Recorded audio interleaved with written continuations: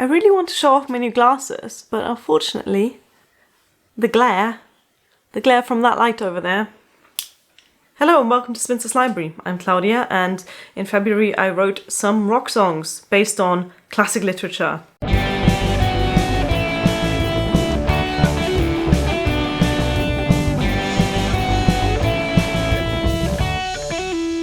This video title sounds like if you ask AI to write a Spinster's Library video, that's what it would come out with. It is a very me project and a very me thing that I did, and let me tell you about it. First of all, classic literature. You know I love classic literature, we don't need to talk about that side of the equation. But songwriting is something that I have been doing on and off for over a decade. And since 2010 I have been on and off participating in a project named February Album Writing Month, which I'm surprised I managed to say on the first take right now, and which will be henceforth abbreviated to FORM. FORM is a project that's run for and by songwriters in which you can challenge yourself to write an album in the month of February. If you are familiar with National Novel Writing Month, it's the same concept, but for songwriting. So what's an album's worth? Well, FORM defines that as 14 songs. So the idea is to write 14 songs in 28 days of February, which makes this quite a challenging project to take on. I took part in FORM for the first time in 2010, and I actually did manage to write, I believe, 15 songs that year, something I have not been able to replicate since. The FORM mentality, philosophy is very much one of, and please don't take this to heart, quantity over quality. The idea is to let your creativity run wild, to do things that you wouldn't normally do, to not get caught up on mistakes. Anyone who's done any sort of creative activity, whether that's music or writing, I imagine it's similar in the visual arts, drawing, etc., knows that the practice of creativity is best developed when you let it run wild, when you don't self-censor as you create. The idea is you create first, you censor, edit, and change it up later. But with that in mind, I knew that if I was actually trying to write 14 songs in February, I would fail miserably. And so I set myself the own personal challenge of doing a half form, of writing 7 songs. Spoilers, I didn't get there either. My biggest challenge with songwriting has always been the lyrics, because I'm just not good with words. And more importantly, I think, I just don't have that much to say. I have a lot to say about books, hence the existence of this channel, but I don't have a lot of heartfelt emotions that I feel the need to broadcast to the world. And so I've often stumbled on that part of songwriting, on trying to put feelings and thoughts into words that would then sound good when sung. This January, when I contemplated taking part in FORM again after many years of not doing it, I thought, what is something that I could talk about? Something that would inspire me to write down some words and then to put those words to music? And the answer is obviously books. This is not my first brush with book-related songwriting. Quite a few years ago, I want to say about 10 years ago, I wrote a song based on Jane Eyre.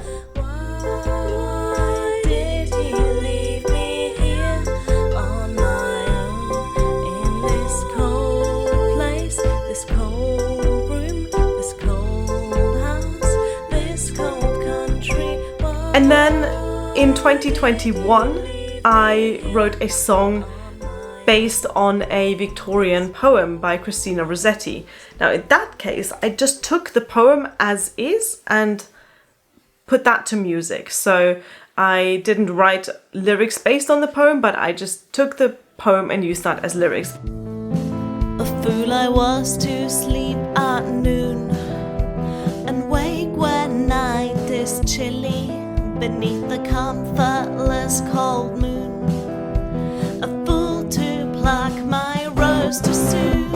A fool to pluck my rose. A fool to pluck my rose too soon. I made a video about that whole process, which I will link in the description box and up in the corner, whichever, I really should know this by now. I'm just going to confidently point up there. That's where you'll find the video. Writing songs based on books is not entirely new to me, but this year I really wanted to set myself the challenge of writing 7 songs all based on different books. That wasn't even my first idea. My very first idea actually was to write a concept album, so songs that relate to each other and are based on a theme, to write a concept album based on a single book. And Pride and Prejudice was right up there in the list, so I thought I could write a concept album based on Pride and Prejudice. I didn't end up doing that, but that idea is still in the back of my head. Maybe I'll do that one day. What I ended up doing instead was much more loose and free. I just said every song I'm going to write in February is going to be somehow related to a book. And there are some pitfalls that you want to avoid there, obviously. You don't want for these songs to end up like parts of Pride and Prejudice the musical. I'm Mrs. Bennet and I will find you a man. Not that there's anything wrong with musical songwriting, and there's a lot of skill that goes into that, but I did not want to write show tunes. I wanted to write rock songs. So I had to approach the source material of the books in a way that would translate into that type of pop music. And you know what? Still with that crutch of having the books to inspire my songs, writing lyrics was still such a pain in the ass. I still just don't understand how people can bash out beautiful sounding lyrics, poetic language that sounds incredible, that's evocative and beautiful. I just don't have that skill. Incidentally, if you do and you would like to collaborate on a Pride and Prejudice concept album, drop me a comment. I'm serious about this. If there is a lyricist out there watching this video who would be interested in something like that, drop me a line. So I've always been a music first kind of a person. It's a bit like the thing with the tea and the milk in the songwriting world, whether you start with lyrics or whether you start with a musical idea. And I am 100% the sort of person that starts with a musical idea and then tries to somehow come up with a lyrical theme that fits that. I went into this form with a few sort of musical aspirations, I suppose. For the first time, I have access to the combined collection of mine and Bill's musical instruments. I say combined collection. My contribution to this collection is 1 guitar, 1 ukulele, and 1 old, kind of cheap keyboard. His contribution to the collection: 2 electric guitars, 1 silent guitar, a steel string guitar, a 5-string bass, a foot pedal, an EBow, a slidey thing, whatever you call that. I think you just call that a slide. Anyway, a lot of gadgets and a lot of instruments that he very generously offered for me to use. I feel a little guilty because while Bill said, you can use any of my stuff you like, you can use my instruments, you can use my software, I told him he can't use my acoustic guitar because he plays it wrong. Bill also has bought a license for recording software and various effects and virtual instruments.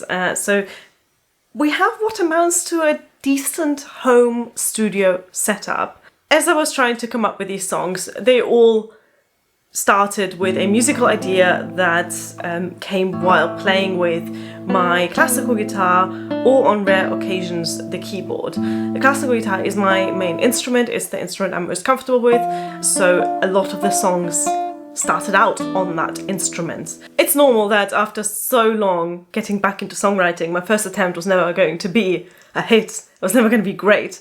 I based that very first song on the post-apocalyptic mid-century classic The Kraken Wakes by John Wyndham, which is, as of yet, my favourite John Wyndham novel. That novel is about alien sea creatures that destroy the Earth. It's a lot more fun than that. I highly recommend the book if you're into that sort of quirky English, cozy dystopia, I think is what John Wyndham has been called by some critics. And to go for that dystopian vibe, I went for quite a heavy, harsh guitar, heavy and harsh drums, which incidentally were the only instrument I didn't play myself, because we do not have a drum kit. I say that as if the lack of drum kit is the only thing stopping me from bashing out an incredible drum line. I'm fairly certain most of the beats that the virtual instrument came up with, I couldn't have played even if I tried. So I went for a very heavy feel and a sort of harsh melody. That's when I stumbled across my second limitation, and that is vocals. I am not a natural singer. My voice is quite weak and my pitch leaves a lot to be desired. My range isn't particularly large either. But that, I realised, was one of those things where I just had to push through. I couldn't set my expectations too high of my own singing, and so I just kind of pushed through it and had to learn to deal with the imperfections in it. It's something new. It's something new. Here's something new.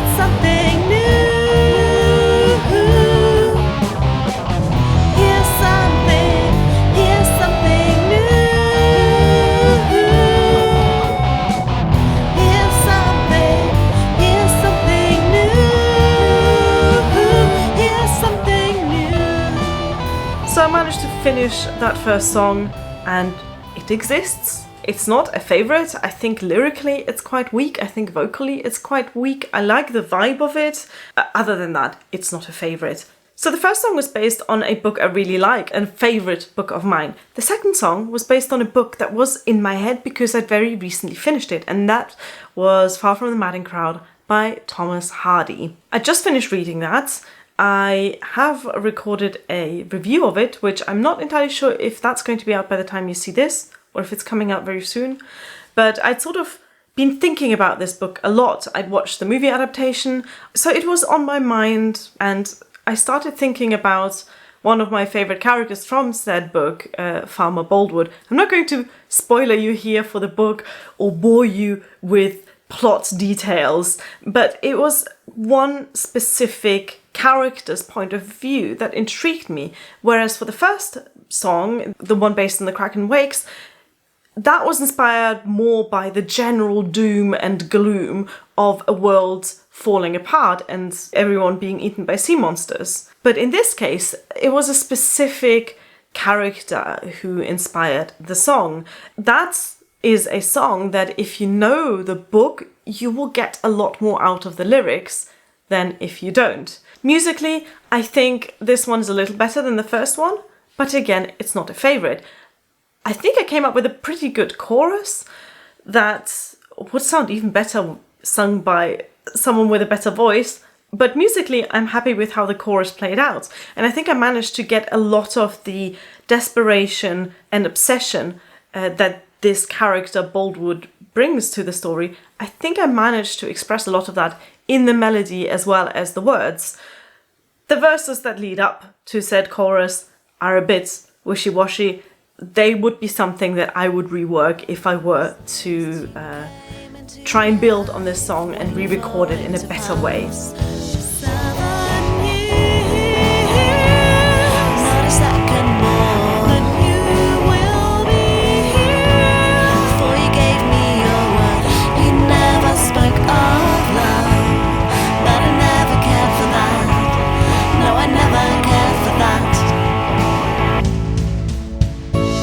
When I uploaded that song, I got a lot of comments by people saying, I've not read the book, but I found that really funny because my goal was to write songs that would stand alone, that you don't have to know the context for to understand them.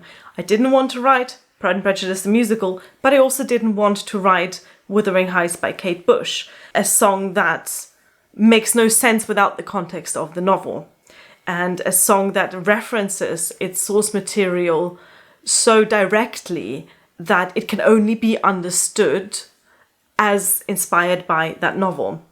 What I wanted to write was something that sounds more generic, that if you don't know it's inspired by this book, then you wouldn't be able to tell from the song itself. And I think I managed that here. After writing two kind of dark and depressing songs, I wanted to do something fun. And one of the most fun characters in the most fun books that I love is Mrs. Bennet from Pride and Prejudice. She is just such a hilarious character, but also I think a very misunderstood character in the book, because we see her almost as a villain. She gets in the way of our heroine's social life mostly. She is embarrassing, she's over the top, she has favourites among her children. However, seeing in the context of the time, Mrs. Bennet has a point. Her push to get her daughters married off is rooted in a real necessity for those girls to become wives, or otherwise they would live in poverty, or what people like the Bennets consider poverty. She deserves some justice. She deserves her voice to be heard. And that's how I ended up writing a song that I envisioned to be, from Mrs. Bennet's point of view, singing to her daughter and the heroine of Pride and Prejudice, Elizabeth. This was the first lyric I actually had fun with, and where I can say, you know what, it's not a perfect lyric, but I'm quite pleased with some of the turns of phrase in there. There's a cheekiness to the song that I enjoyed, and it was a breath of fresh air after the 2 depressing songs I'd done beforehand. Musically, that upbeat, fun, doesn't take itself too serious nature manifested in ba-da-ba-ba-ba. Songs that go ba-da-ba-ba-ba inevitably fall into one of 2 categories. They're either super catchy and fun or incredibly annoying. I'm going to be honest, it is incredibly annoying, but I also think it's kind of catchy, and I like the ba-da-ba-ba-bas. You won't get very far with that attitude. You won't get very far. Ba-da-ba-ba-ba. I'm only trying my best for you. Ba-da-ba-ba-ba. Because there's nothing that I wouldn't do, and it's a useless endeavor, cause I know that you'll never take a moment to think it through. Ba-da-ba-ba-ba. I'm only trying my best for you. The next song started as a musical idea. In fact, all of the songs started as a musical idea, but in this one I wanted to write some synth pop, and that was one where the words were a struggle. I just didn't have any ideas. It's the same thing as always, where I just can't think of lyrics. In the end, I settled for writing a song based on the Victorian novel Lady Audley's Secret by Mary Elizabeth Braddon. And again, I honed in on one specific character, in this case the protagonist of the novel, who goes on a search for his missing friend, which sets off all of the events in the book. So he becomes an unwilling detective on the search for his friend. If you know the novel, again, the song gains a new context, but I think it works without that context as well. Lyrically, I'm not entirely happy with it because it's quite bland. Musically, though, I am quite happy with how this came out. I liked playing on the keyboards and playing with synth sounds and playing with really cheesy sort of string synths. I'm not that keen on the lyrics, and I'm not that keen on the vocals. I think this is one of my weakest vocal performances of this year. But things will never be the same again. I won't stop until I'm done searching for you. I won't stop until I found answers that I know in my heart might rip us apart. In my heart might rip us apart. Then I made the decision of taking part in what's called a song skirmish. I'm not going to spend too much time talking about this here because I don't like the result. A song skirmish is a tradition on form where at a specific point in time, a title is suggested and everyone who takes part has 1 hour from that point on to write a song based on that. 1 hour is not a lot of time to go from a single title to a completed song. So most song skirmishes end up being more ideas of songs, rough drafts of things that might one day become a song. The title that was suggested for this song skirmish that I decided to take part in was called Changing Places. I panicked. I struggled. I came up with a bad lyric that was vaguely inspired by the dystopian children's book The Giver by Lois Lowry. I don't want to pretend this never happened, but it's not my best work. And you know what? That's fine. I wrote this in in 1 hour. Okay, I went a little over time. I think it took me 1 hour, 15 minutes from the title being given to me uploading the song. It was a challenge. I'm glad that I did it, but let's not spend any more time talking about this so-called song. The places change, the faces change, the changes make the same mistakes. Staying the same. When there's change, always changing, always playing the game, changing places at random. Song number 6 is my absolute favorite that I did in February, and I hope that there's still people watching at this point in the video. This was inspired by The Pursuit of Love by Nancy Mitford. So there was a bit of a gap between the 5th song and this one, in which I desperately tried to write a sort of classical guitar / flamenco inspired song. I had some chords, I had some melodies, I had some vague ideas about structures, but the music did not inspire me lyrically at all. I just had no idea what this song could be about.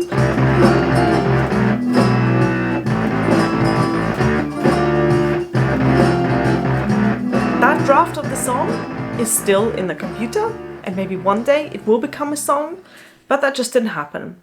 And then, either on the last day or the second to last day of form, I was in the shower and I had this idea, this snippet of a lyric, which never happens. As I've said, my songs happen music first. I was thinking about the novel The Pursuit of Love by Nancy Mitford, which I have just finished reading. I started thinking about one character of this, a minor character called Lord Merlin, who is one of the most fun parts of the book. And Lord Merlin's first in-person appearance, or his first big appearance anyway, is where he shows up late at the coming out ball of the main character's big sister. So there's this big party scene. This novel is set in the 30s, by the way.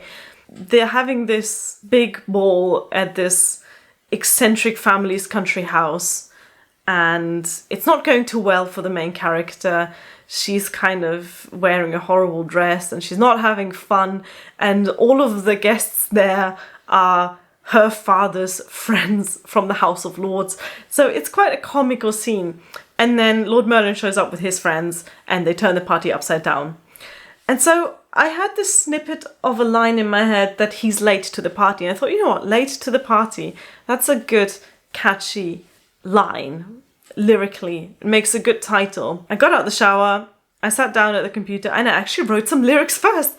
I know what is happening. I wrote a few words first, got out my guitar, and the music just kind of developed in symbiosis with the lyrics in this case. As soon as I had that snippet of an idea of late to the party, I thought, this sounds like a Franz Ferdinand song.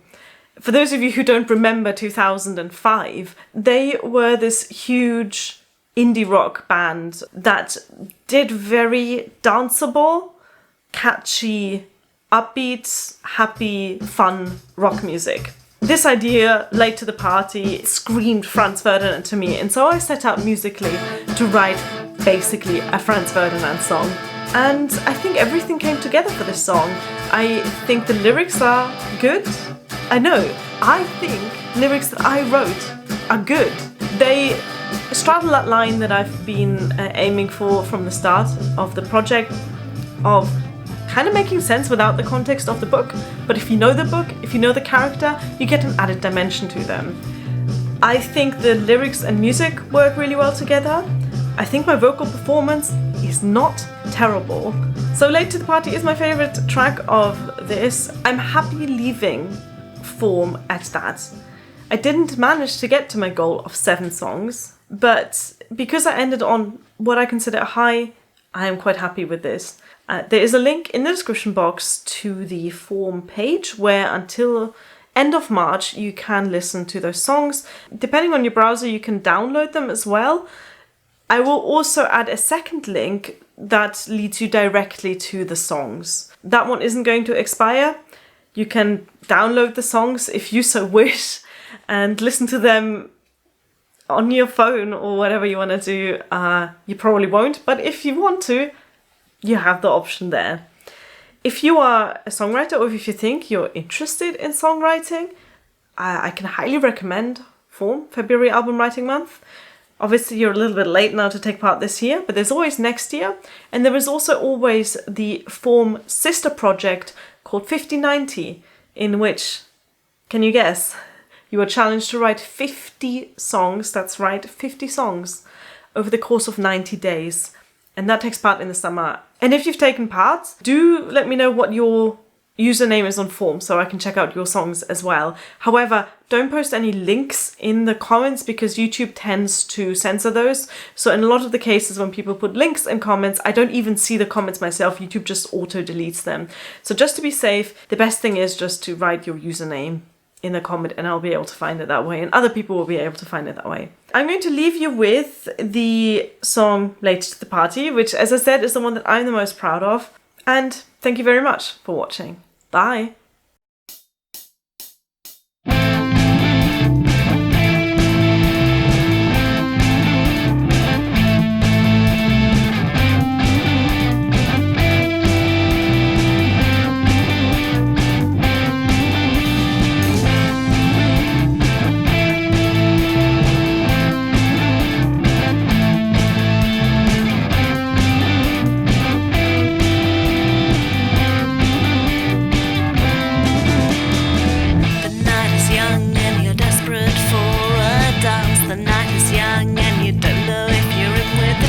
Your dress is ugly and your friend is too shy, but you're desperate, and you don't know why. Nobody here knows what it's like. Nobody here knows how you might just disappear into somebody else's life. Just disappear into somebody else's life.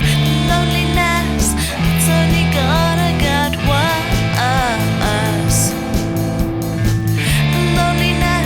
What have you done to deserve this curse? He's late to the party, oh yeah, it's getting started, now he's here, all eyes on him, but he doesn't look at anyone. He's late to the party, oh yeah, it's getting started, now he's here, all eyes on him, but he doesn't look at anyone, doesn't look at you.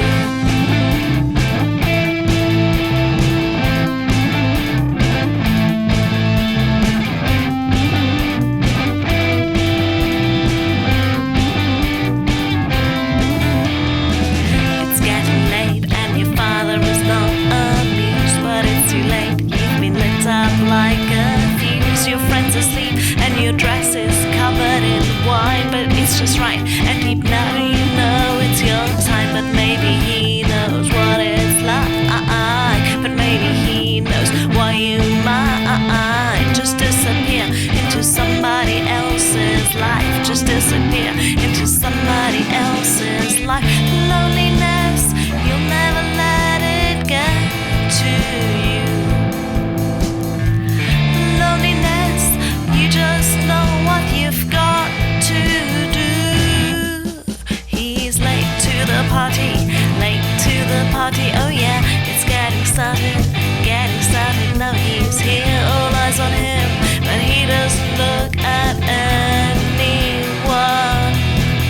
He's late to the party, oh yeah, it's getting started, now he's here, all eyes on him, but he doesn't look at anyone, doesn't look at you. Late to the party, doesn't look at you. Late to the party, doesn't look at you. Late to the party.